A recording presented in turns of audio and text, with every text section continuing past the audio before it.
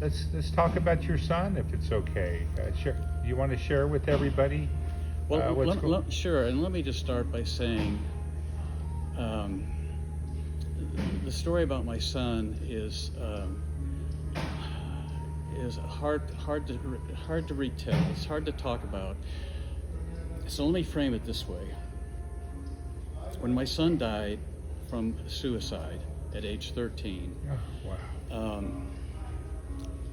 I began a journey, and it was a journey from knowing God to trusting God.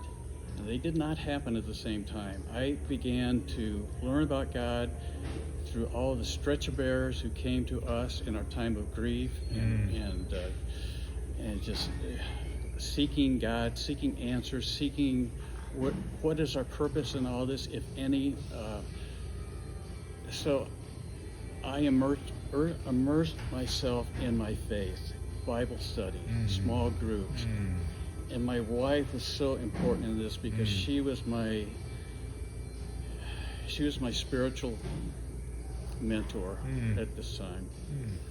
And but trusting God, I mean, that was a whole different thing, because I had to learn that not only was God in our lives, and we saw him every day, but I could not trust him because of what had happened. God, why did you allow a beautiful 13-year-old child, his name was Matthew, it meant a gift from God, why would you allow this to happen?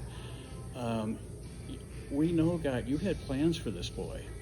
He was bright, he was smart, he was good looking, everything going for him, and he never talked about suicide until 1 week after taking some medication, which should never have been prescribed for him. And that's part of our story. But so my journey was 7 years. So if you ask me my favorite number, it's 7 years, because in those 7 years, coming to know Christ, coming to know what he was doing for us during that time, I also learned to trust him in all things.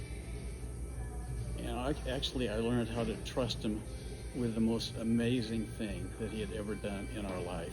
And I can share that with you too.